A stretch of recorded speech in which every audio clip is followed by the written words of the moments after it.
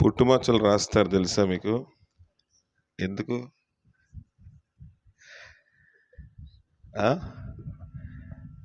ఎందుకు చెప్పండి. ఎవరైతే అంటున్నారు స్వార్థమ్మ తెలవదంట. ఎప్పుడు తెలవాలి? చచ్చిపోయినప్పుడు తెలవాలి.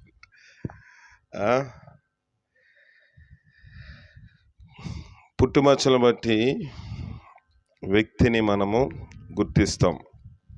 ప్రభుత్వం కూడా గుర్తిస్తుంది. చనిపోయిన తర్వాత ఎక్కడైనా చనిపోతే గుర్తించవచ్చు. ఒకే రూపంలో ఇద్దరు ముగ్గురు ఉండొచ్చు. వాళ్ళని గుర్తించాలంటే పుట్టుమచ్చలు అందరికి ఒకలాగా ఉంటాయా? ఉండవు. సంఘంలో కూడా పాటలు అనేవి కూడా ఒక ప్రత్యేకమైనవి. మన సంఘ పాటలు వేరు, బయట పాటలు వేరు. ప్రత్యేకత అనేది మనకు ఉండాలి. బయట పబ్లిక్ మీటింగ్ చేస్తున్నాం కనుక కొన్నన్నా వ్యత్యాసమైన పాటలు ఉండాలా ఉండద్దా? కానీ మీరు ఎవరు? నేను అందరికీ నా డబ్బులు పెట్టి బుక్ కొనిచ్చాను, కానీ ఇందులోంచి పాడాలని ఎవరికి ఆశ ఉండదు. ఇవి ఆత్మీయ సంబంధమైన పాటలు, భక్తులు కన్నీరుతో రాసిన పాటలు. ఇప్పుడు పాటలు నేను ఎందుకు వ్యతిరేకిస్తాను ఇప్పుడు చెప్తాను. పబ్లిక్ వింటున్నారు కాబట్టి చెప్తాను. ఇప్పుడు ఆత్మ సంబంధమైనవి కాదు, నేరుగా చెప్పగలను నేను. మనుషుల్ని పాట ఏం చేయాలంటే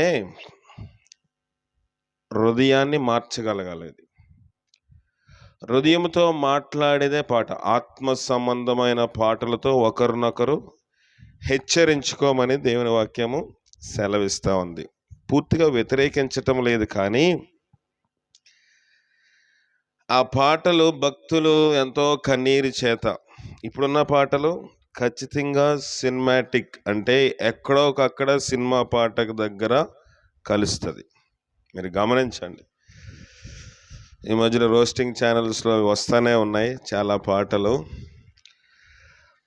కనుక పాడొచ్చు. కొన్ని పాటలు, అన్ని పాటలు అలాగ ఉన్నాయి నేను చెప్పట్లేదు. సినిమా ఛాయ్ ఉన్నప్పుడు నేను సినిమాలు చూసేవాడు అనుకోండి, మీరు ఆ పాట పాడితే నాకు అక్కడ మోగుతుంది తాళం. మొదటిది. రెండవది ఏంటంటే పాట మనిషితో మాట్లాడాలి, లేకపోతే ప్రయోజనము లేదు. మూడవది, మనము ప్రత్యేకించబడిన వారిగా ఉన్నాం కనుక ఇక్కడ మనము చూసినట్లయితే మనము ప్రత్యేకించి పాటలు పాడాలి, నేర్చుకోవాలి. కొన్నైనా మనము అన్ని పాటలు ఇందులోంచి పాడమని అంటలేదు. కొన్నైనా ఇందులోంచి పాడితే మంచిది అనుకుంటున్నాను. నేను వచ్చి ఒక పాట కూడా ఇందులోంచి ఎవరు పాడినట్లు అనిపించలేదు. పాడారా ఎవరైనా? అశోక్ పాడాడు, నేను వింటున్నాను ఇక్కడి నుంచి, అక్కడికి వినబడుతుంది మైక్. అయితే అంటే మిమ్మల్ని ఎవరిని నేను కించపరిచో కాదు, కానీ సమయం వచ్చింది కాబట్టి చెప్తా ఉన్నాను. మూడవది ఏంటంటే పాటలు ఎలాగుండాలి అంటే, ఉంచు పర్లేదు, రికార్డింగ్ ఉంచు. ఫోన్ ఏమైనా వస్తుందా?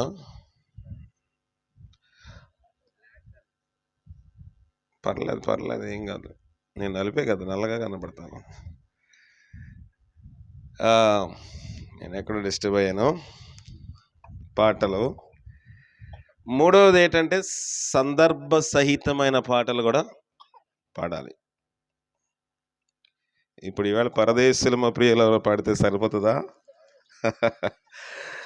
కనుక మనము నేర్చుకోవాలి ఎక్కడ ఎలాగుండాలి అనేది. రాత్రి అన్నాం కదా, అందరికీ అందరి వాడినై ఉండాలి. సమయానుకూలమైన పాటలు కూడా మనము పాడాలి. కొత్తగా పాట వచ్చింది కదా అని ఎక్కడ పడితే అక్కడ పాట పాడకూడదు.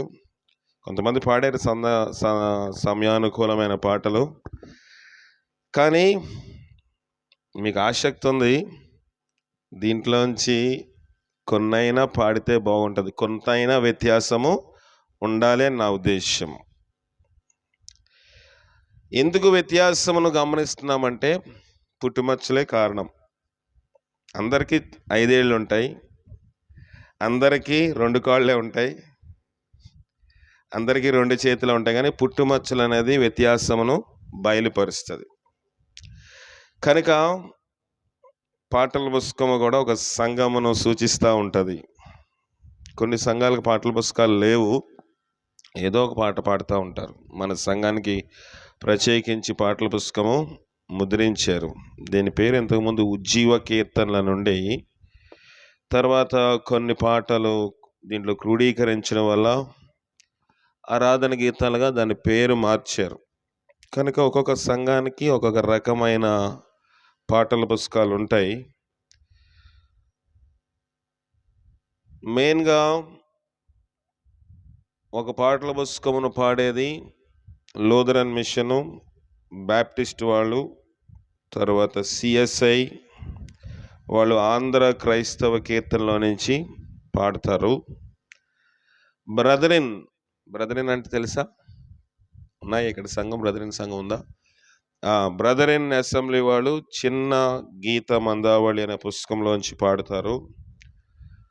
హెబ్రోన్ అంటే భక్త సింగ్ సాహసం వారు సియోను గీతాలు అనే పాటల పుస్తకం నుంచి పాడతారు. మనం ఆరాధన గీతం నుంచి ఎల్ఈఎఫ్ ఆరాధన గీతముల నుంచి పాడతారు. హోసన్న వాళ్ళు వాళ్ళ పాటలు కొన్ని పాడతారు, బయట పాటలు కూడా వాళ్ళు పాడతారు. కనుక ఇవి ఇంటర్నేషనల్ స్టాండర్డ్స్, అంటే అన్ని దిక్కుల ఈ సంఘాలు వ్యాపించి ఉన్నాయి. కొన్ని సంఘాలు నేను చెప్పిన పేర్లు. కనుక మీరు కొంత అయినా, నేను మీటింగ్లో ఉన్నాను, తర్వాత చేస్తాను. లేదు అలాగే.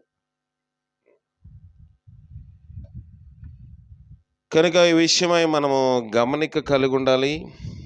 మనము దేవుని వాక్యము సత్యమును కలిగి జీవించేవారుగా ఉండాలి. ఈ విషయమై మనం ఒకసారి చూద్దాం. ఒక పాట, 2 పాటలు నేను పాడతాను. ఈ సందర్భంగా 10వ పాట పాడతాను. ఎల్లప్పుడూ స్తుతించు నా ఆత్మదేవుని, ఎల్లప్పుడూ స్తుతించు నా ఆత్మదేవుని, ఎల్లప్పుడూ స్తుతించు. ఇన్నాళ్ళ వరకు దేవుడు చేసిన, ఇన్నాళ్ళ వరకు దేవుడు చేసిన ఎన్నాలేని మేళన్ మరువకుండా నీవు ఎల్లప్పుడూ నా ఆత్మదేవుని, ఎల్లప్పుడూ స్తుతించు. నీ పాపంబులన్నీయు క్షమించి మరచి, నీ పాపంబు నాశనకరమైన వ్యాధితో లాగించే, నాశనకరమైన వ్యాధిని తొలగించే, ప్రదీవించు పీనా ఇట్టి ప్రేమ నుంచి ఎల్లప్పుడూ నా ఆత్మదేవుని, ఎల్లప్పుడూ స్తుతించు. ఎంత కృప చూపెను నీ బ్రతుకునందు, ఎంత కృప. నిత్యము నీ తలపై కిరీటముంచి, నిత్యం నీ తలపై కిరీటముంచి, చావకుండా నీదో ప్రాణంబున్ కాపాడే, ఎల్లప్పుడూ స్తుతించు. నా ఆత్మదేవుని, ఎల్లప్పుడూ మేలుతో నీ నోటిని తృప్తి పరచెను, మేలుతో నీ నోటి.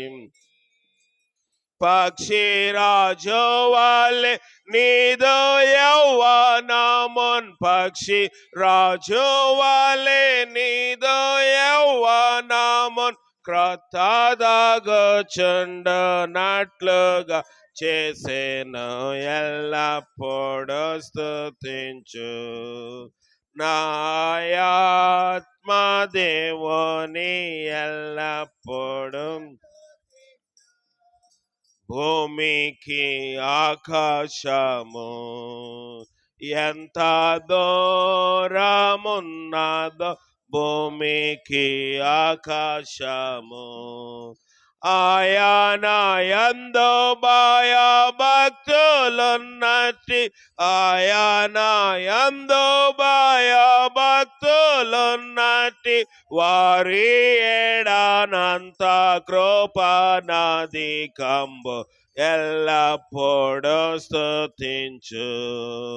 నా ఆత్మ దేవుని ఎల్లప్పుడూ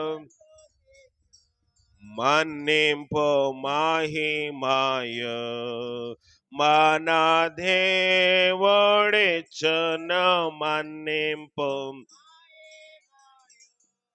తూర్పునకు పడమరకెంత దూరము తూర్పునకు పడమరకెంత దూరము నీ పాపంబులట్లు దూరంబు చేసేగా ఎల్లప్పుడు నా ఆత్మ దేవుని ఎల్లప్పుడు తండ్రి జాలి పడడా నా పిల్లలయందు తండ్రి జాలి. నీవు రక్షకుని నమ్ముకొని నాచో నీవు రక్షకుని నమ్ముకొని నాచో మోధిమి వరకు నిన్నెత్తి కొనను ఎల్లప్పుడు స్తుతించు. నా ఆత్మ దేవుని ఎల్లప్పుడు ఇన్నాళ్ళ వరకు దేవుడు చేసిన ఇన్నాళ్ళ వరకు దేవుడు చేసిన ఎన్నాలేని మేళ మరువకుండా నీవు ఎల్లప్పుడు స్తుతించు. నా ఆత్మ దేవుని ఎల్లప్పుడు స్తుతించు. 96వ పాట పాడుకుందాం. స్తోత్రించి కీర్తింతుము ఘనపరచెదము కొనియాడెదము. 96వ పాట. స్తోత్రించి కీర్తింతుము ఘనపరచెదము కొనియాడెదము. ఆదరించి కాపాడువాడు ఈడేచువాడు ఆదరించి కాపాడువాడు ఈడేచువాడు. స్తోత్రించి కీర్తింతుము మనకింత వరకు సహాయపడిన్ తాన పగించుకొనే మనకై మనలా నడిపెను సుఖముగాను తనదో సత్యము నేర్పించే కను పాపగా కాచే తనదో సత్యము నేర్పించే కనుప స్తోత్రించి కీర్తింతుము ఘనపరచెదము కొనియాడెదము. ఆదరించి కాపాడువాడు ఈడేచువాడు ఆదరించి కాపాడువాడు ఈడేచువాడు. స్తోత్రించి ఈ ధరలోని నరులలో యథార్థ హృదయులకు మోదమున తన చిత్తము తెలుపన్ పదిలముగా ప్రభు కన్నులో పృథివిని పరుగెత్తు ఆ పదిలముగా ప్రభు కన్నులో పృథివిని పరుగెత్తు స్తోత్రించి కీర్తింతుము ఘనపరచెదము కొనియాడెదము ఆదరించి కాపాడువాడు ఈడేచువాడు స్తోత్రించి కీర్తిన్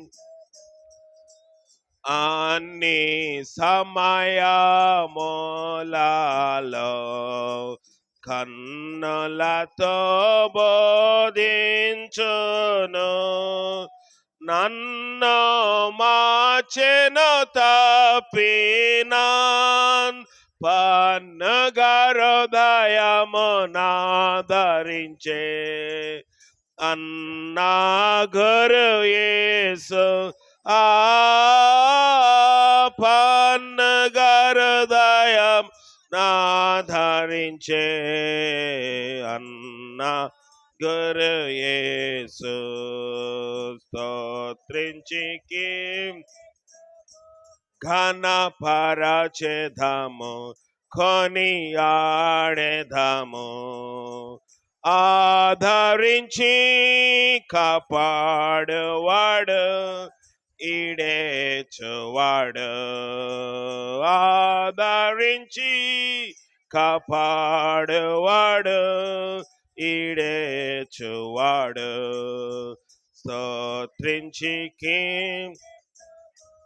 అగ్ని వంటి కన్నులు విజ్ఞముల నుండి విడిపించున్ తగిన సహాయము చేయును ఏ కలమందన కనకావో మాకవ పిల్లలకు ఏ కలమందన కనకావో మాకవ పిల్లలకు స్తోత్రించి కీర్తింతుము ఘనపరచెదము కొనియాడెదము ఆదరించి కాపాడువాడు ఈడేచువాడు ఆదరించి కాపాడువాడు ఈడేచువాడు స్తోత్రించి హాగరను చూచిన కన్నులు అనేకులా చూచెను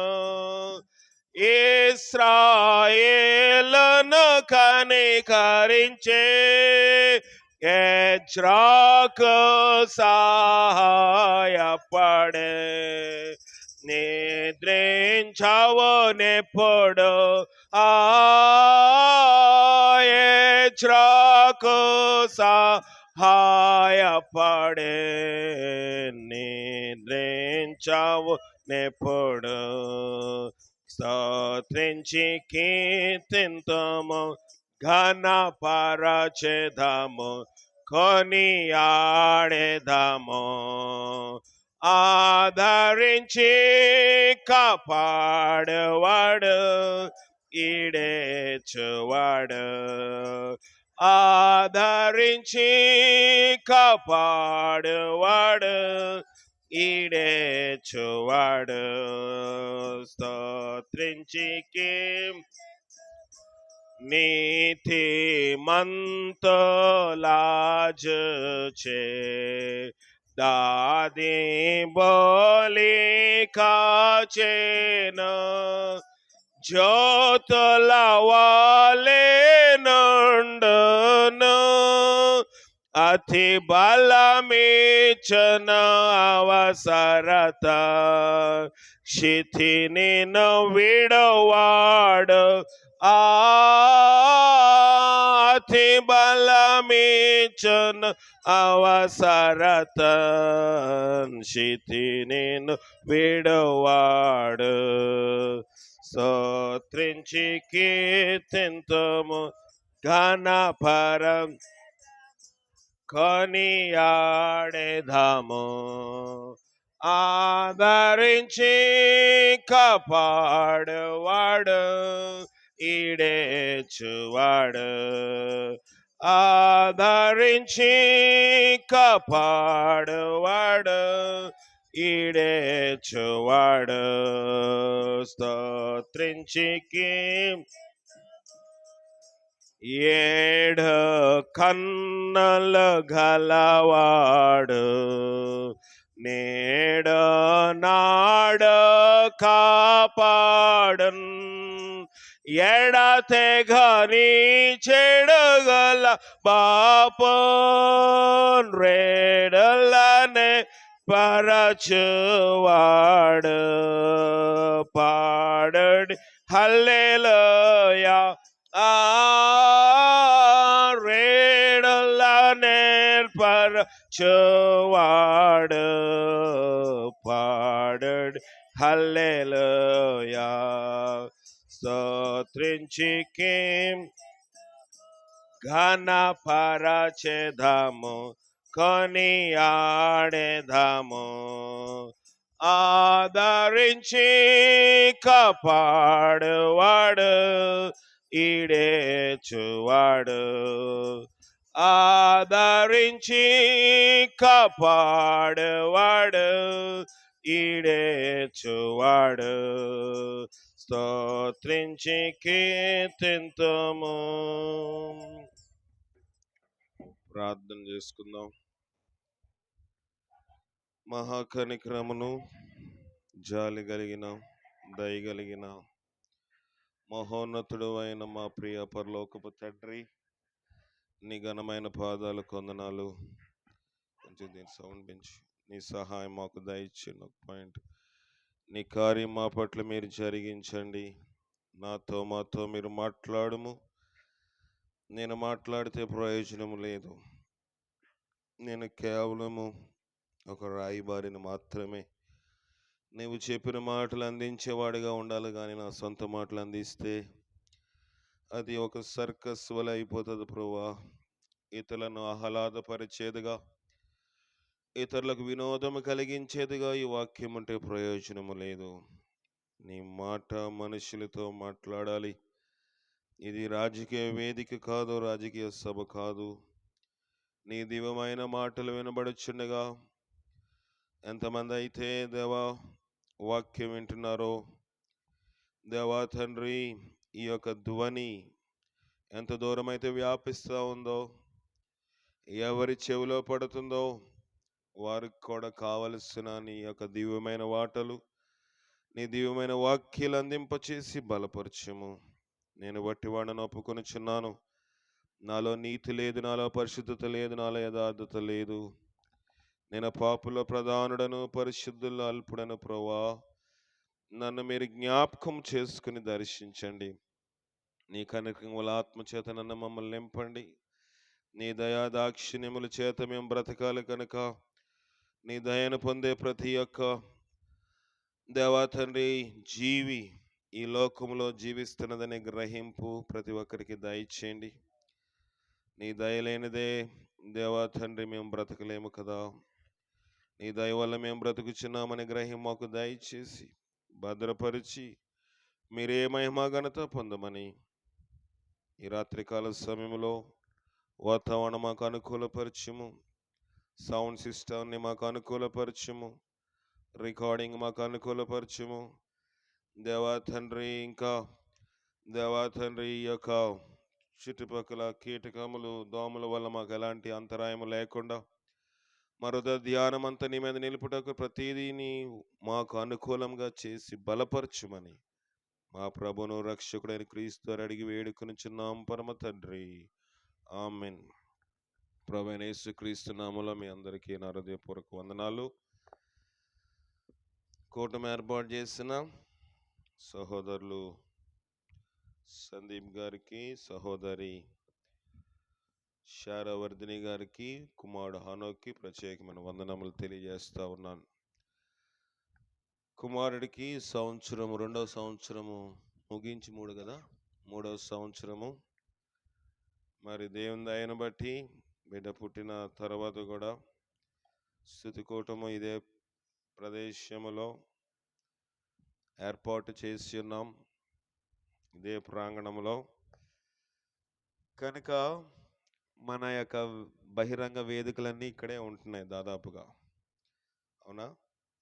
బహిరంగ వేదిక పెద్ద పెద్ద పదాలు వాడుతున్నానా?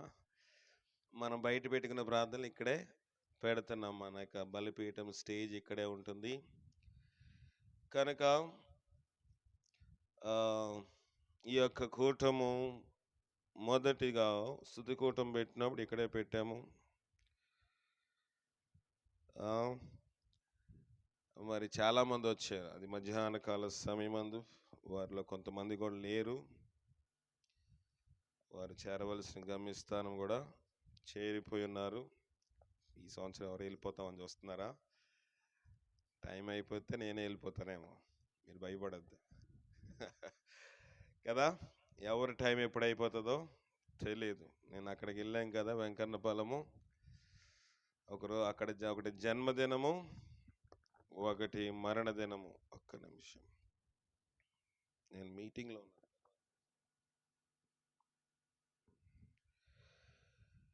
కనుక జన్మదినము, మరణ దినము ఈ విషయమై గమనిక కలిగి ఉందాము. దేవుని వాక్యము ఇక్కడ మనకి బయలుపరచబడతా ఉంది. మరి ఎవరు ఎప్పుడు వెళ్ళిపోతామో తెలియదు కనుక సిద్ధపడి ఉండాలి. బ్రతుకుతున్నామంటే నిన్న విన్నాము కదా, అది దేవుని యొక్క దయ కిరీటము. సంవత్సరం అనేది దయగల కిరీటము. కనుక మరి మాటిమాటికి బర్త్డే మీటింగ్లు, మాటిమాటికి ఆ కూటం ఈ కూటము, ప్రతిసారి ఇలాంటి సందర్భ సహితమైన వాక్యం చెప్పాల్సి వచ్చినప్పుడు ఏదో ఒకటి తడుంగోవాలి కదా. ఏం చెప్పాలి? నిన్న చెప్పింది ఇక్కడ చెప్పేస్తే కాపీ పేస్ట్. కనుక ఈ దినమందు ఈ సందర్భమును పురస్కరించుకుని కొన్ని మాటలు విందాం. యోహాను రాసిన సువార్త 3వ అధ్యాయము 3వ వచనము. యోహాను 3:3. యోహాను 3:3. అందుకు యేసు అతనితో, ఒకడు క్రొత్తగా జన్మిస్తేనే గాని అతడు దేవుని రాజ్యము చూడలేడని. చదివేయండి.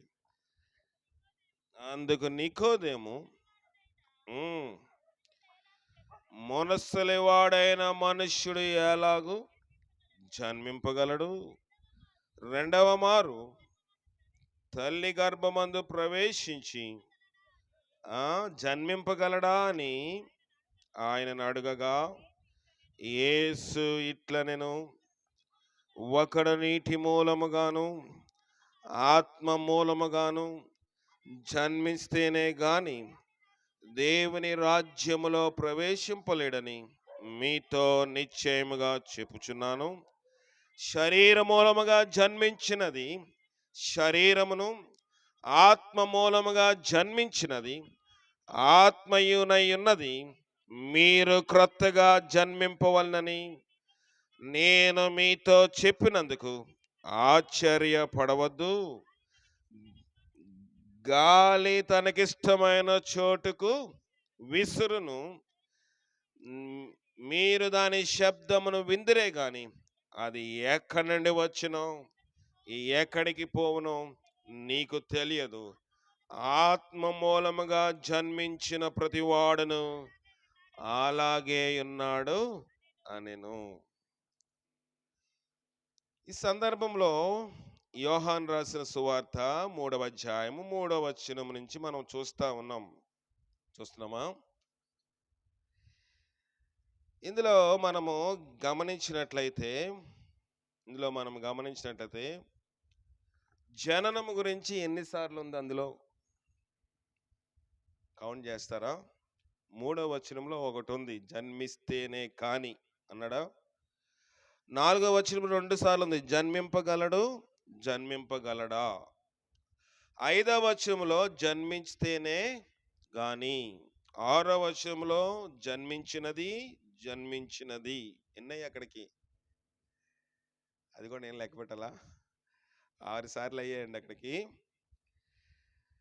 7వ వచనంలో మీరు క్రొత్తగా జన్మింపవలెనని. 8వ వచనంలో ఆత్మ మూలముగా జన్మించాలి. 8 సార్లు జననము గురించి ఈ యొక్క లేఖనము తెలియజేస్తా ఉంది. కొంత భాగం ఈ దినమందు మనము చూద్దాము, కొంత భాగం ఈ దినమందు మనము ధ్యానము చేద్దాము. ఏంటి అంటే, మొదటిగా 3వ వచనం చదవండి మరొకసారి. అందుకు యేసు అతనితో, ఒకడు క్రొత్తగా జన్మిస్తేనే గాని అతడు దేవుని రాజ్యమును చూడలేడని నిశ్చయముగా చెప్పుచున్నాను అనెను. క్రొత్తగా జన్మించాలి. ఇప్పుడు మనము చేసుకుంటున్న ఈ యొక్క జన్మదిన వేడుక శరీర సంబంధమైంది. భూలోకములో మనుష్యుడు అడుగు పెట్టిన, భూలోకములో తల్లి గర్భము ద్వారాగా ఏ శిశువైనా, అది ఆడవాళ్ళు కానివ్వండి, మగవాళ్ళు కానివ్వండి, ఎవరైనా ఈ లోకంలో జన్మిస్తే, లోకంలోనికి ప్రవేశపెడితే అది జననము అని మనం అని, పుట్టినరోజు అదే సంవత్సరము గతించి, అదే మాసము, అదే దినం వచ్చేసరికి 1 సంవత్సరము గతించింది ఈ కుమారుడికి, ఈ కుమార్తెకని, దాన్ని బట్టి మన యొక్క వయస్సును మనము లెక్కిస్తూ ఉన్నాం. కానీ శరీర సంబంధమైన జననములు అందరికీ ఉన్నాయి. ఎందుకు? శరీర సంబంధంగానే జన్మిస్తే తప్ప లోకంలో ఏ మానవుడు లోకాన్ని చూడలేడు. జన్మించినంత మాత్రానే మనుషుడు చూడతాడా? అతనికి ఒక వయస్సు రావాలి. ఆ వయస్సులో అతడు పెద్దవాడు, ఆమె కానీ అతను కానీ పెద్దవాడయ్యాలి, ఎదగాలి. ఎదిగిన తర్వాత కొన్ని సంవత్సరములు గతించిన తర్వాత ఊహ, ఏది మంచో ఏది చెడ్డో వివేచించే జ్ఞానం వచ్చిన తర్వాత వాడికి లోకం అంటే ఏంటో తెలుస్తుంది. ఇప్పుడే పుట్టిన బిడ్డకి చెయ్యి ఎదరకుండా ఓపండి, కళ్ళు మూస్తాడా? ముయ్యడు. అతనికి ఏమీ తెలియదు. ఒక వయసు పరిపక్వత వచ్చిన తర్వాత ఏదైనా ఒక ఆబ్జెక్ట్, ఏదైనా వస్తువు దగ్గరికి వస్తే కళ్ళు వెంటనే ఆటోమేటిక్గా మూసుకుంటాయి. ఆర్పుతాడు మీ భాషలో.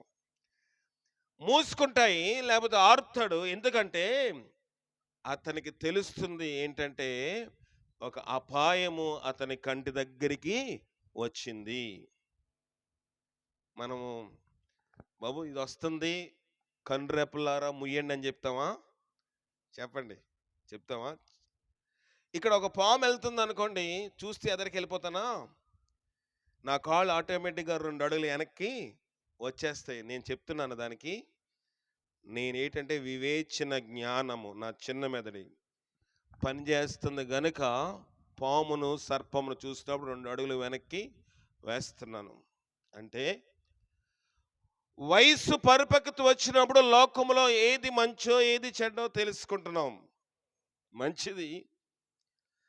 చిన్న మెదడు పని చేయకపోతే ఒక వ్యక్తికి, ఆ మెదడు సరైన రీతిగా పని చేయకపోతే పాము ఉన్నా సరే ఎదురుగానే వెళ్ళిపోతాడు. చిన్న బిడ్డలు చూడండి, కుక్కుంటే దాన్ని భయపడతారా? దగ్గరికి వెళ్ళిపోతే దాన్ని తోక పట్టుకుని లాగుతారు. మనం లాగుతామా? అంత దూరాన మన పక్కకి వచ్చేస్తాం. ఎందుకంటే అపాయము అని మనం దాన్ని గమనిస్తున్నాం.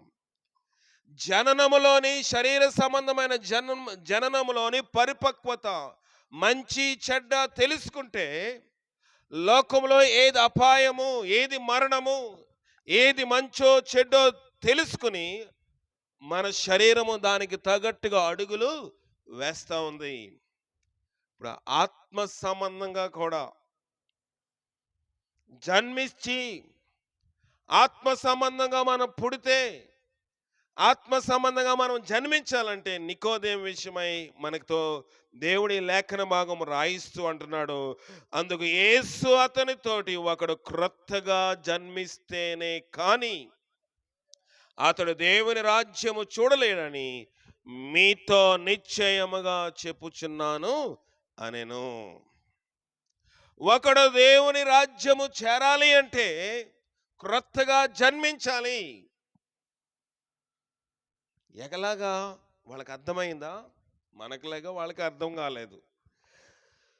వాళ్ళకి అర్థం కాక అందుకు నికోదేము, ముసలవాడైన మనుష్యుడు ఎలాగూ జన్మింపగలడు?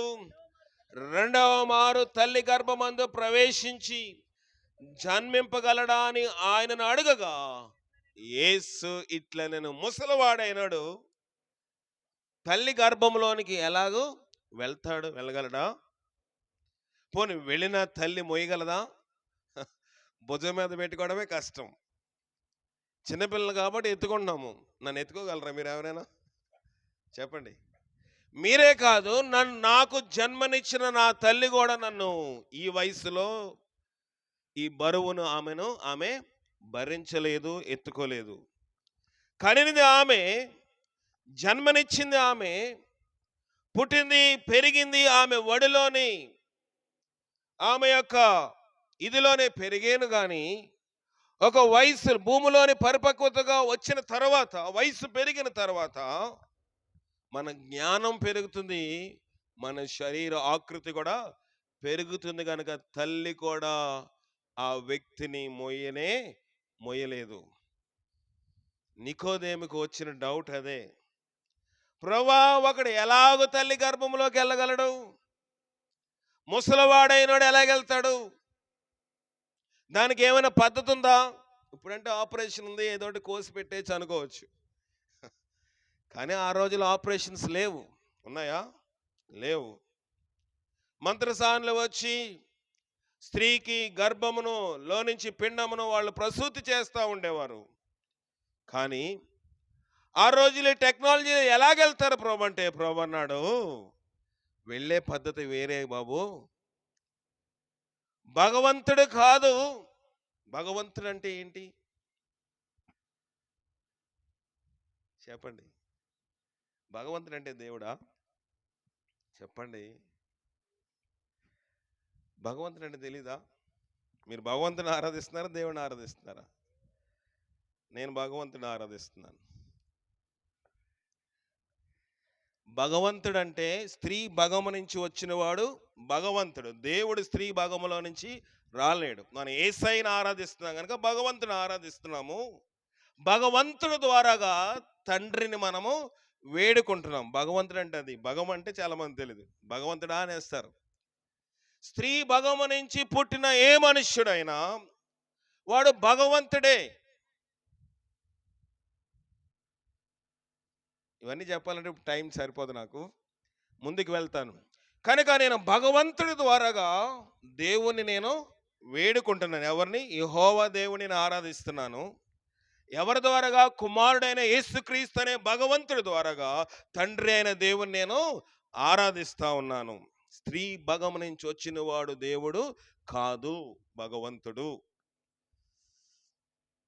కనుక యేసు ప్రభు తండ్రికి మనకి మధ్యవర్తి. దేవుడొక్కడే, దేవునికి నరులకు మధ్యవర్తి ఒక్కడే. ఆయనే క్రీస్తు యేసు అను నరుడు అంటే భగవంతుడు అని బైబిలే తేటగా చెప్తా ఉంది. దాంట్లో సందేహమేమీ లేదు. దేవుని చిత్తమైతే గుడ్ ఫ్రైడేలో ఈ విషయాలన్నీ మాట్లాడుకుందాం. ఇక్కడ మనం చూసినట్లయితే నికోదేముతోటి దేవుడు ఒక మంచి మాట చెప్తా ఉన్నాడు.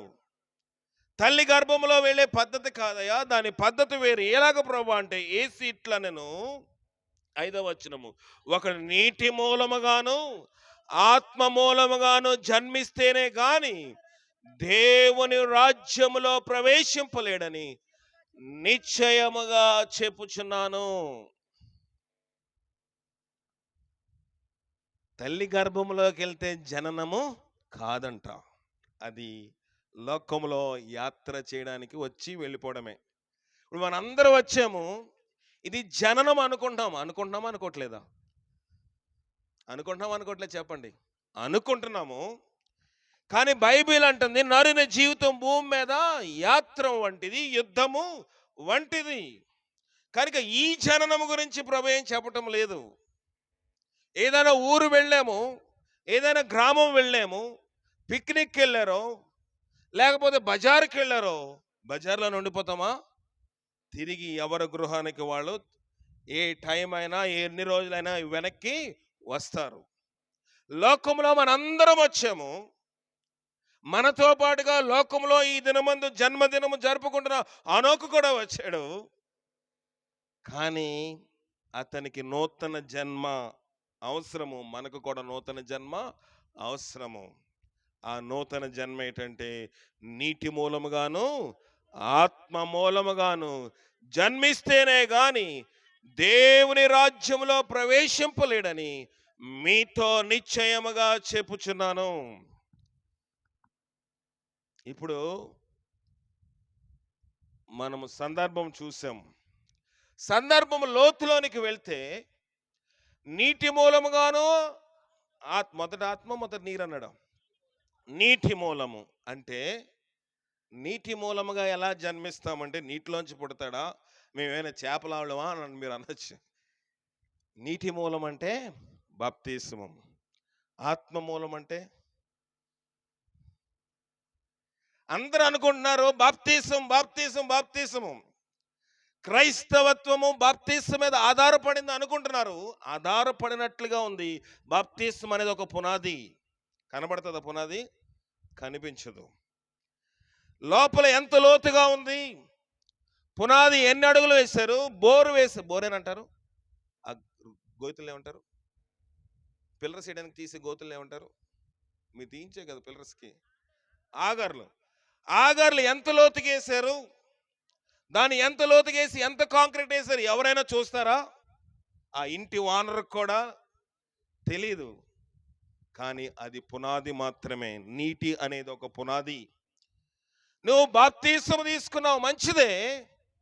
బాప్తిస్మము తీసుకున్నంతరానే పరలోకంలోనికి వెళ్ళలేవు అని బైబిల్ ద్వారాగా దేవాతి దేవుని కుమారుడైన యేసుక్రీస్తు ప్రభువారే చెప్తారు. నీటి మూలముగాను జన్మించాలి, రెండవది ఆత్మ మూలముగాను జన్మించాలి.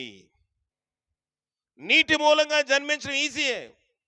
పాస్టర్ గారుండో వెనకాతలు ఇద్దరు ఎవరో ములుగుపోకుండా పట్టుకుంటే అంగీకరించిన ప్రతి వ్యక్తికి నేను బాప్తీసం ఇచ్చుకుంటూ వెళ్ళిపోతాను. బాప్తీసం తీసుకుంటే పరలోక రాజ్యంలో వెళ్ళరు అని క్రైస్తవ ప్రపంచం మొదటగా తెలుసుకోవాలి. అది ప్రారంభము మాత్రమే. పునాది వేసినంత మాత్రాన్ని ఇల్లు కట్టలేం. పునాది వేసినంత మాత్రాన్ని గృహప్రవేశం చేసేస్తామా? చేయలేము. గృహము కట్టుకోవడానికి అది అనుకోణమైన వాతావరణమును కల్పిస్తుంది. ఏంటి? పునాది, బేస్ మఠం. మీ భాషలో బేస్ మఠమేనా? బేస్ మఠం, ఇంగ్లీష్లో బేస్మెంటు, మనం ఇంగ్లీష్ మాట్లాడతాం కనుక బేస్ మఠం కదా. కనుక బేస్మెంటు, పునాది, మన భాషలో ఏదైనా అనుకోండి. ఒక ఆత్మ సంబంధమైన జననములోనికి మనుషుడు వెళ్ళాలి అంటే బాప్తిస్మము కావాలి. వద్దని నేను చెప్పను. కానీ బాప్తిస్మము తీసుకున్నాడు కనుక ఈ వ్యక్తి ఈవేళ తీసుకుని రేపు చచ్చిపోతే పరలోకము వెళ్ళడు. బాప్తిస్మము తీసుకున్నవాడు పునాది వేసుకున్నాడు, జననానికి పునాది వేసుకున్నాడు. అంటే శరీర సంబంధమైన జననము అనోకు పుట్టాలి అంటే సందీపు శారా వర్ధిని వివాహము చేసుకోవాలి. అది పునాది. అవునా కదా? చెప్పండి. వివాహము చేసుకోకుండా అది ఏ వివాహమో, రకరకాలైన వివాహం లోకాల్లో ఉన్నాయి. పెళ్ళిళ్ళు కానివాళ్ళు కూడా పెళ్లి చేసుకుంటారు. అది వివాహం కానివాళ్ళు కూడా పిల్లలు కంటున్నారంటే అది రిజిస్టర్ మ్యారేజ్ కొంతమంది చేస్తారు, చర్చిలో పెళ్లి చేస్తారు, గుళ్ళు దేవాలయాల్లో పెళ్లి చేస్తారు, అంబేద్కర్ వివాహాలు ఉంటాయి, రకరకమైన వివాహాలు ఉంటాయి. ఎవరో లేకపోతే ఇద్దరు ముగ్గురు కూర్చుని ఏదో ఒక దాని దగ్గర నిలబడి పెళ్లి చేసుకుంటారు. ఏదైనా పెళ్లి అవసరము, ఇద్దరు మనసులు కలిస్తే వివాహము అని మనం చెప్పవచ్చు. కనుక బైబిల్ కూడా చెప్తా ఉంది, మోహపు చూపు చూస్తేనే వ్యభిచారం అన్నాడు దేవుడు. మనసు కలిసిన తర్వాత వివాహం అయినట్లే. దాని లోతులకు వెళ్ళడానికి ఇది సమయం కాదు. అయితే వివాహం అనేది ఒక బేస్ మఠం లాంటిది, ఒక పునాది లాంటిది. కుమారుడు జన్మించాలి అంటే వివాహము అన్ని విషయంలో ఘనమైనది గాను, కింద రెండో మాట అంటా ఉన్నాడు, పాన్పు నిష్కళంకమైనదిగా ఉండాలి. అప్పుడే ఆ గర్భఫలమును దేవుడు ఆశీర్వదిస్తాడు. గర్భఫలము యెహోవా అనుగ్రహించు స్వాస్థ్యము. స్వాస్థ్యమేనా, బహుమానమా? కుమారులు యెహోవా అనుగ్రహించు స్వాస్థ్యము, గర్భఫలము ఆయన ఇచ్చు బహుమానమే అన్నాడు. కనుక బహుమానం ఇవ్వాలంటే వివాహము ఘనమైనదిగా ఉండాలి, రెండవదిగా పాన్పు నిష్కళంకమైనదిగా ఉండాలి. వీరు బేస్ మఠం వేసుకున్నారు, బేస్ మఠమో పునాదో పిల్లరో వేసుకున్నారు.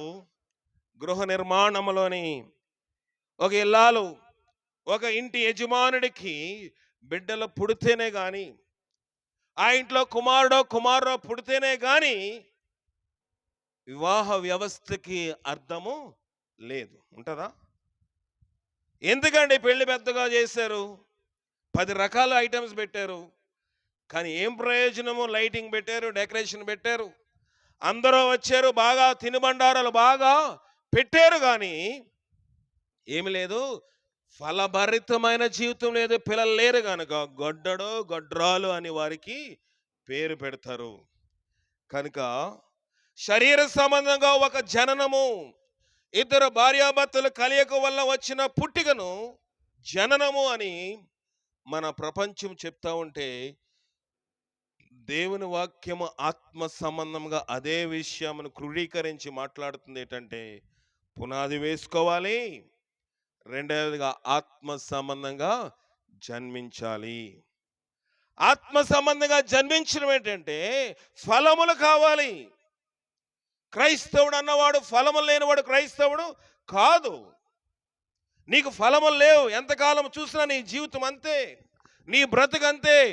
ఒక 10 నిమిషాలు ప్రార్థన చేయలేవు, ఒక అరగంట మోకరించలేవు, ఒక 10 మందికి సువార్త చెప్పలేవు, 10 మందికి ఆశీర్వాదకరంగా ఉండలేవు. వీధిలో కలహము, పక్కింటి వాళ్ళతో కలహము, ఎదురింటి వాళ్ళతో కలహము, వెనకింటి వారితో కలహము, కైలో కలహము, ఆఫీసులో కలహము. ఫలభరితం లేని జీవితము, ఆత్మ సంబంధమైన ఫలము లేని జీవితం కనుక పరలోక రాజ్యంలో క్రైస్తవుడు అలాంటి వాడిగా ఉంటే పరలోక రాజ్యము చేరలేడు. ప్రియమైన క్రైస్తవ సమాజమా, వాక్యం వింటున్న దేవుని సంగమా, దైవ జనాంగమా, ప్రభు మాట్లాడుతూ ఉన్నాడు. ఫలములు ఉన్నాయా? నీటి మూలముగాను ఆత్మ మూలముగాను జన్మిస్తేనే గాని దేవుని రాజ్యములో ప్రవేశింపలేడని మీతో చెప్పుచున్నాను అన్నది. నిశ్చయంగా వెరలి ఐ సే అంటు యు, అంటే నిశ్చయంగా అంటే ఖండితంగా బల్లగుద్ది నేను చెప్పుచున్నాను. మనం అనుకుంటాము, ప్రార్థనకి వెళ్ళాము, నెల రోజులు అయిపోయింది, సంవత్సరం అయిపోయింది, ఇన్ని గుడ్ ఫ్రైడేలు చూశాను, ఇన్ని ఈస్టర్లు చూశాను, ఇన్ని చర్చి వార్షికోత్సవ మహోత్సవాలు చూశాను, క్రిస్మస్లు చూశాను, కనుక నేను సీనియర్ కనుక పరలోక రాజ్యంలో ఫస్ట్ సీటు నాది అనుకుంటాం. సీనియారిటీ పనిచేయదండి, సీనియారిటీ పనిచేయదు. నువ్వు సీనియర్ అయితే లోకంలో ఉన్న ప్రభుత్వాలు నీకు వృద్ధాప్య పెన్షన్ ఇస్తుందేమో, కానీ దేవుడు అంటున్నాడు, నికోదేము దేవుని కుమారుడైన యేసు ప్రభుతో అంటున్నాడు, ముసలివాడికి ఎలాగొస్తుంది ప్రభువా? ముసలివాడు తల్లి గర్భంలోకి ఎలాగెళ్ళగలడు? సీనియారిటీ అంటే సీనియారిటీ ఒక విషయమును అతని మనసులో ఉంది గనుక ప్రభా వయసు వచ్చినోడు ఎలాగ వెళ్ళగలడు అని అడగట్లేదు. ఏమడుగుతున్నాడు? ముసలివాడు అంటే వాళ్ళ దృష్టిలో ఏంటి? Senior citizen. భక్తిలోనూ సంఘంలో సీనియర్ కావచ్చు. సీనియారిటీ దేవుని దగ్గర పప్పులు ఉడకో. పప్పులు ఉడకమంటే వాడతారా భాష ఇక్కడ? పప్పులు ఉడకమంటే అన్ని నీరుకి పప్పు ఉడకదు. మీకు తెలుసో తెలీదో? తెలుసా? స్త్రీలకి అడుగుతున్నా. అన్ని నీరుకి పప్పు ఉడకదు. కొన్ని నీళ్ళకి ఎంతసేపు పొయ్యి మీద ఉంచినా అది ఉడకనే ఉడకదు. దాని యొక్క అది ఒక వికారమైన ఆకారంగా మారిపోయి తినడానికి ప్రయోజనకరంగా ఉండదు. రుచిని కూడా మార్చేస్తుంది కొంత నీరు. కనుక ప్రభు అంటా ఉన్నాడు, సీనియారిటీ కదే ముఖ్యము, నీటి మూలముగాను జన్మించాలి, రెండవది ఆత్మ మూలంగా కూడా జన్మించాలి. ఈ పుట్టిక దినము మనకి ఆత్మ జననం గురించి మాట్లాడే ఒక హెచ్చరిక కూటము. ఈ పుట్టిక దినం యొక్క కూటము స్తుతి కూటము. ఈ పుట్టిక దినములో కుమారుడికి 2 సంవత్సరాలు పూర్తి 3వ సంవత్సరంలోకి వచ్చాడు. ఎదుగుదల, ఫలములు, పరిపక్వతలోనికి వస్తా ఉన్నాడు. మంచిది, ఆశీర్వాదకరమే. మరి ఆత్మ సంబంధముగా మనము దేవుని క్రైస్తత్వములో అడుగుపెట్టి ప్రభు నమ్ముకున్న మనము, దేవుని నామమును బట్టి దేవుని బిడ్డలమని చెప్పుకుంటున్న మనము, ప్రతి ఆదివారము ప్రార్థనకి వెళ్తున్న మనము, చంకలో బైబిల్ పెట్టుకుంటున్న మనము పరిపక్వత ఉందా? సంవత్సరంలో గతిస్తే కింద భూమి మీద సీనియర్ సిటిజన్గా పరిగణిస్తాడు. కానీ ఎన్ని సంవత్సరములు చర్చికి వెళ్ళినా ఆత్మ సంబంధమైన ఫలము లేకపోతే సీనియర్ సిటిజన్గా దేవుడు పరిగణించడు. అది ఇక్కడ సారాంశము.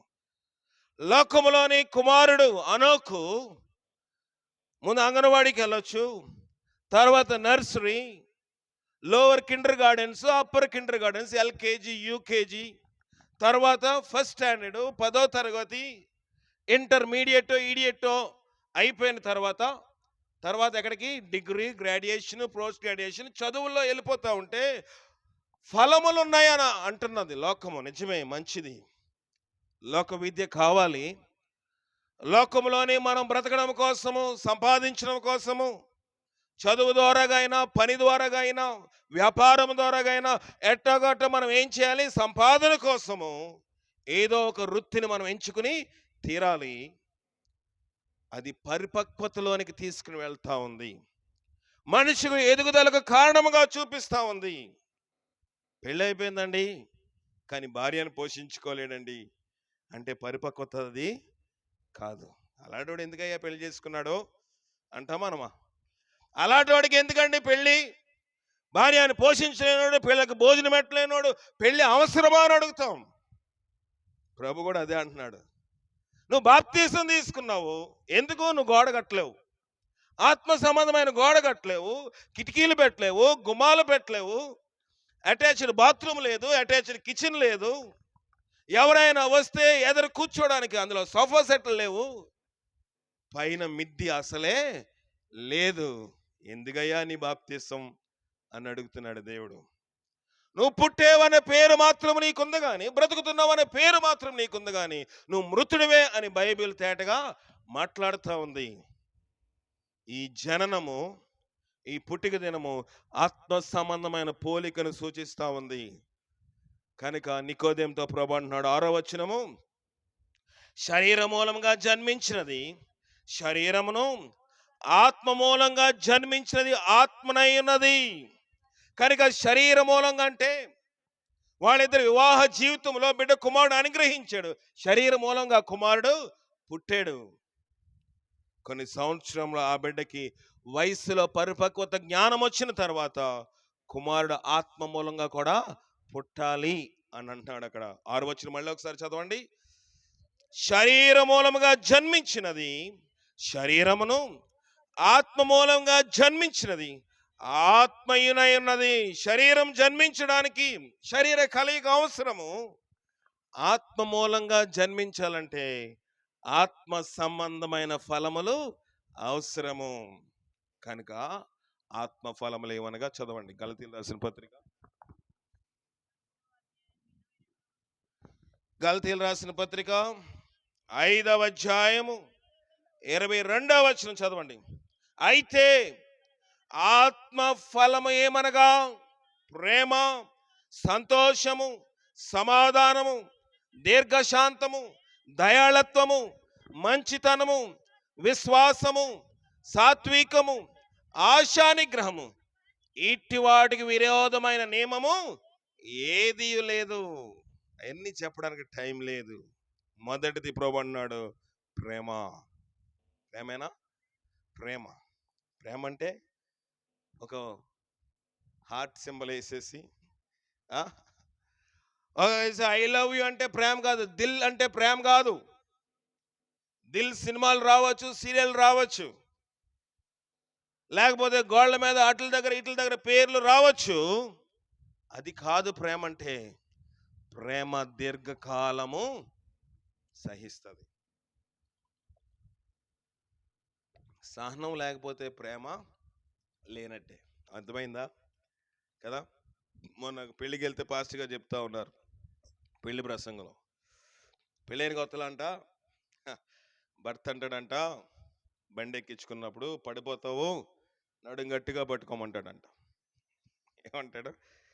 పడిపోతావు కనుక నడుం గట్టిగా పట్టుకోమంటాడు. కొన్ని సంవత్సరములు అయిపోయిన తర్వాత నా ఇస్త్రీ బట్టలు నలిగిపోతున్నాయి, కొంచెం నీ ఒళ్ళు జాగ్రత్తగా పెట్టుకోమంటాడంట. అది ప్రేమ కాదు.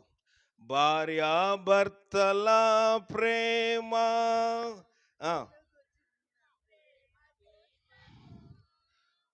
పాడిపో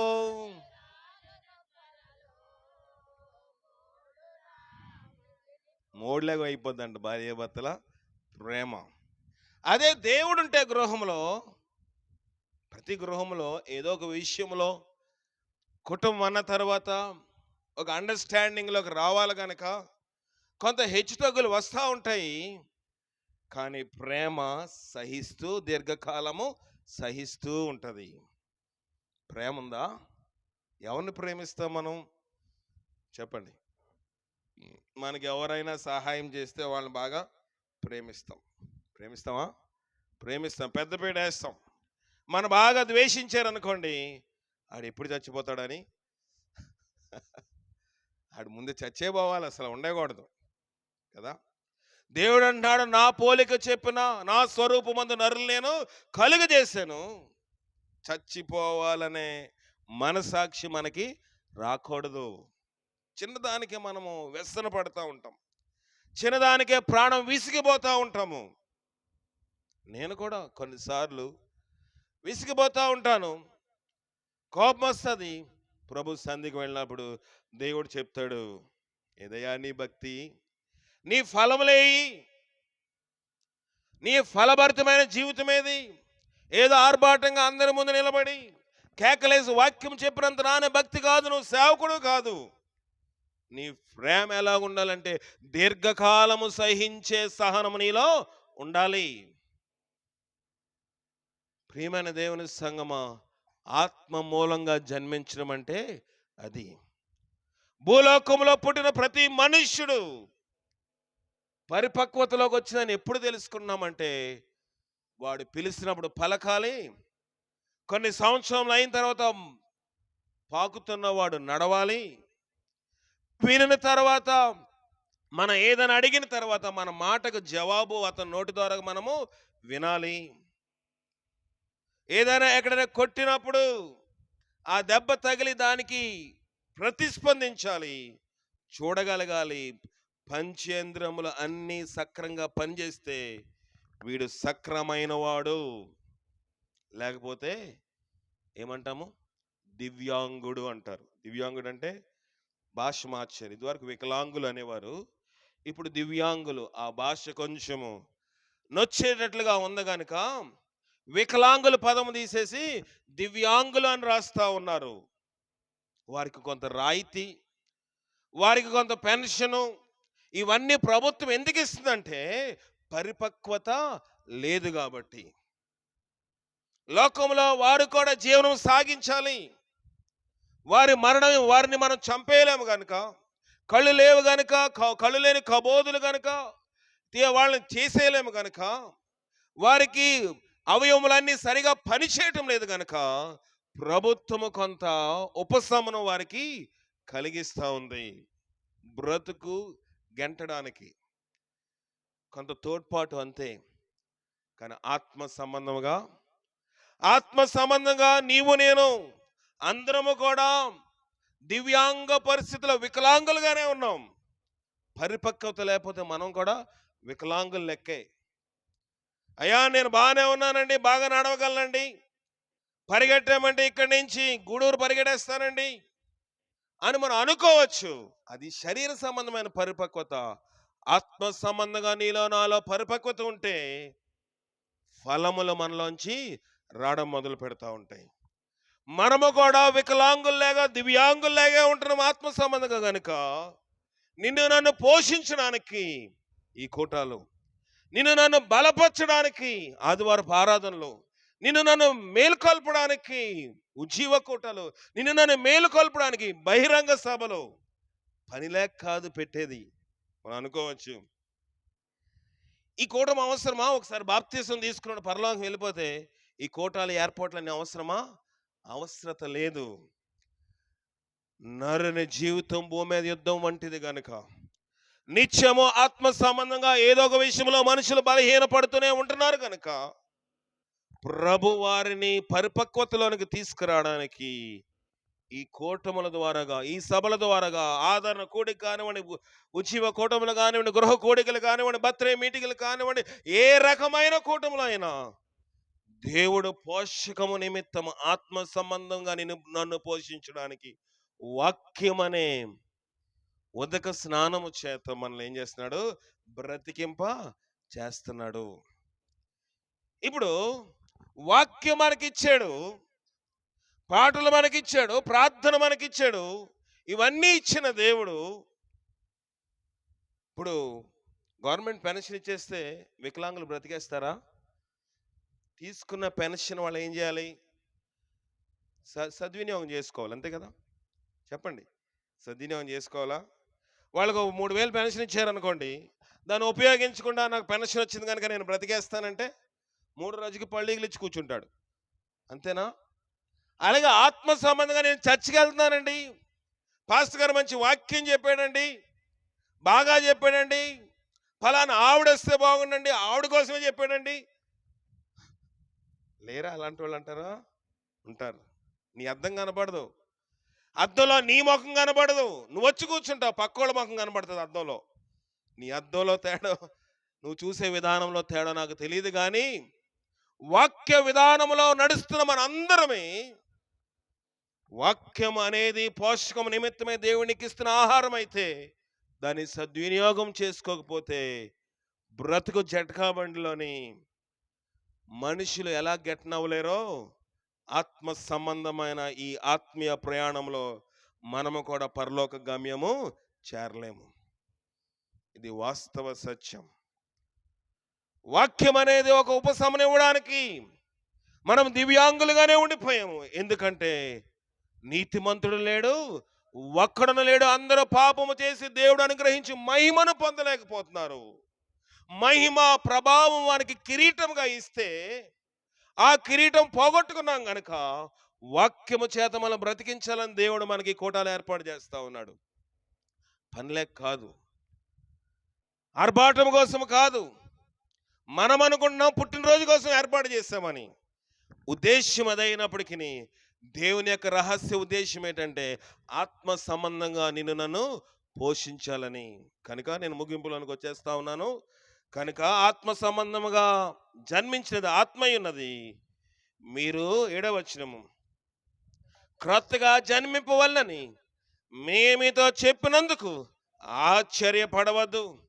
గాలి తనకిష్టమైన చోటుని విసురును, నీవు దాని శబ్దం విందువే గాని ఎక్కడి నుండి వచ్చినో ఎక్కడికి పోవునో నీకు తెలియదు. ఆత్మ మూలముగా జన్మించిన ప్రతివాడును అలాగే ఉన్నాడు. ఎక్కడి నుంచి వస్తుందో ఎక్కడికి పోతుందో తెలియదంట గాలి. తెలుస్తుందా? ఎలా తెలుస్తుంది గాలి వస్తున్నట్లు? చక్కగా దాని యొక్క బ్రీజ్ మనము ఫీల్ అవుతాం, దాన్ని మనం స్పర్శిస్తూ ఉంటాము. గాలి వస్తుందిరా, 2 3 బటన్స్ ఇప్పేసి కూర్చుంటాం. అవునా కదా? అది ఎక్కడి నుంచి వస్తుంది తెలుసా? ఎక్కడి నుంచి ఉత్పత్తి అవుతుందో తెలుసా? తెలీదు. ఆ రీతిగానే ఆత్మ మూలముగా జన్మించిన ప్రతివాడును అలాగే ఉన్నాడని, ఆత్మ మూలంగా జన్మించిన వాడు ఇతరులకు ఆశీర్వాదకరంగా ఉంటాడు. గాలి ఆశీర్వాదకరంగా ఉంటుంది. గాలి ఒక మనిషి బ్రతకడానికి ఉపయోగపడుతుంది. ఆత్మ మూలంగా జన్మించేవాడు ఇతరులు కూడా ఆత్మ మూలంగా జన్మించే విధానంలోనే ఉంటాడు కానీ ఒక దేవుడు పెట్టిన ఆత్మీయ దీపాన్ని ఆర్పేవాడిగా ఉండడు. ఆత్మ మూలముగా జన్మించిన వాడును అలాగే ఉంటాడు. గాలి ఎందుకు వేస్తుందో నీకు తెలీదు. గాలి వీచినప్పుడల్లా మనం గాలి పీల్చుకుంటున్నాము. ఉక్క పెడితే దాని యొక్క గాలి వల్ల మనము మన యొక్క శరీరంలో బడలికను ఆ చెమటను పోగొట్టుకోవడానికి ఉపశమనం కలిగిస్తూ ఉంది. ఆత్మ మూలంగా జన్మించిన వాడు కూడా ఏ స్వలపేక్ష అపేక్షించకుండా, ఎలాంటి లోక సంబంధమైన ఆశలు అపేక్షించకుండా, ఎలాంటి ధనమును అపేక్షించకుండా ఇతరులకు ఆశీర్వాదకరంగా ఒక గాలి ఎలాగో మనిషిని ప్రాణం పోస్తుందో ఆత్మ మూలంగా జన్మించిన వాడు ఇతరులను బ్రతికించేవాడిగా ఉంటాడు. అది జననం అంటే, అది పుట్టికంటే. నీవు నీ రూపము కనబడకూడదు, నీ స్వరూపము కనబడకూడదు, నేను గనక అనే స్వభావం ఉండకూడదు. గాలి కనిపించదు, గాలి మరుగై ఉంటుంది, కానీ ఆశీర్వాదకరంగా బ్రతికించేదిగా ఉంటుంది. ఒక ఆత్మీయంగా ఉన్న ప్రతి బిడ్డ కూడా ఇతను బ్రతికించేవాడిగా ఉంటాడు కానీ ఇతను ఆయాసపరిచేవాడిగా ఉండడు. కనుక ఈ రాత్రికాల సమయంలో ప్రభు హనోకు యొక్క జన్మదిన వేడుకలో మనకి నేర్పిస్తున్న పాఠం ఏంటంటే, గాలి వలె నువ్వు ఉన్నావా?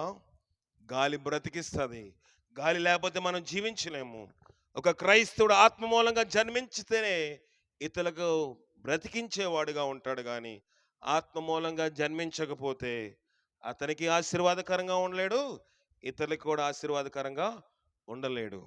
ఆ రీతిగా హనోకుని దేవుడు రాబోయే దినముల్లో ఇతరులకు ఆశీర్వాదకరంగా ఆత్మ మూలంగా కూడా జన్మించే అర్హతలోనికి పరిపక్వతకు దేవుడు నడిపించి, ఇంకా మనము కూడా ఆ పరిపక్వత లేకపోతే విత్తబడిచిన వాక్యం ద్వారా మన యొక్క శరీర సంబంధమైన క్రియలను సరిచేసుకుని ఆత్మ మూలంగా బ్రతుకున్నట్లుగా పరిశుద్ధాత్మ శక్తి మనకు సహాయం చేసి కాపాడును. ప్రార్థన చేసుకుందాం.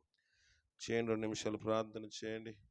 నీ సన్నిధి మాకు దయచేయండి ప్రభా, బలపరచము దేవా. నీ కార్యం మా పట్ల మీరు నింపండి దేవా. నీ మేలుకల ఆశీర్వాదం బిడ్డలకు మాకు దయచేయండి ప్రభా.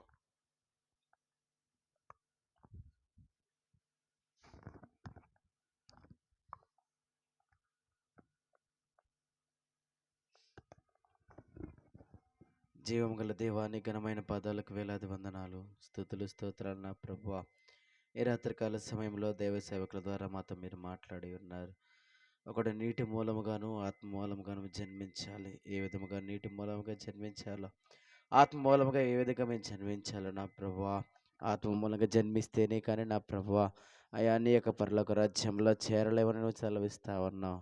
అయా మేము బ్రతుకులో మా జీవితంలో మేము ఎలా ఉన్నాం అయా, ప్రతిదినము ప్రతిరోజు నా ప్రభు నీ వాక్యాన్ని వినేవారముగా ఉంటా ఉన్నాం, కానీ అది గ్రహించలేని వారముగా ప్రభువా నీటి మూలముగా ఆత్మ మూలముగా జన్మించలేని వారముగా ఉంటా ఉన్నాం. దయతో మమ్మల్ని క్షమించండి. నిజమే, లోకంలో ఉన్నటువంటి అనేక మంది నా ప్రభువా బాప్తిస్మం తీసుకుంటే నా ప్రభు పరలోక రాజ్యం వస్తుందని చెప్పి అయా అపోహలో మేము బ్రతుకుతా ఉన్నాం. ప్రభువా మమ్మల్ని క్షమించండి. ఈ రాత్రికాల సమయంలో మాతో ఎంతో స్పష్టంగా మీరు మాట్లాడి ఉన్నారు. బాప్తిస్మం తీసుకుంటే పరలోక రాజ్యం చేరడం ఎంతో అయా నిశ్చయముగా నువ్వు చెబుతా ఉన్నావు. ప్రభువా అయా మా బ్రతుకుల మార్పును మీరు తీసుకురండి. అయా ఈ దినమైనందైనా నా ప్రభువా మేము నూతనముగా అయా ఆత్మానుసారముగా మేము జీవించటకు సహాయాన్ని దయచేయమని ప్రార్థిస్తా ఉన్నాం. కుటుంబంలో నా ప్రభు పుట్టినరోజు జరుపుకుంటున్న అనూకుని మీరు జ్ఞాపకం చేసుకోండి. ఆ బిడ్డను నా ప్రభు నూతనంగా నా ప్రభు ఆత్మానుసారంగా జీవించటకు సహాయాన్ని దయచేయండి. తల్లిదండ్రులను జ్ఞాపకం చేసుకుని వచ్చిన ప్రతి ఒక్క బిడ్డను మీరు జ్ఞాపకం చేసుకోండి. శరీరానుసారంగా నా ప్రభువా ఉన్నది. అయా శరీరమును ఆత్మానుసారముగా జీవించినది ఆత్మనే ఉన్నదని చెప్తా ఉన్న ప్రభువా. అయా మేము ఏ విధంగా ఉన్నాం? మేమింకా శరీరాలుగానే ఆశిస్తా ఉన్నామా? బ్రతుకుతా ఉన్నామా లేదా? అయా ఆత్మానుసారంగా మేము ఉన్నట్టుకు సహాయాన్ని దయచేయమని ప్రార్థిస్తున్నాం. నీ ఆత్మను మాలో ఉంచండి. నా ఆత్మ లేనివాడు నా వాడు కాడని నువ్వు చెప్తా ఉన్నావు ప్రభువా. నీ ఆత్మ మా యందు ఉంచమని ప్రార్థిస్తున్నాం. ప్రభువా మేము ఆత్మానుసారంగా జీవించుకునే గొప్ప భాగ్యాన్ని మాకు దయచేయమని యేసయ్య పరిశుద్ధ నామములో ప్రార్థన చేసి అడిగి వేడుకొంచున్నాము తండ్రి. ఆమేన్.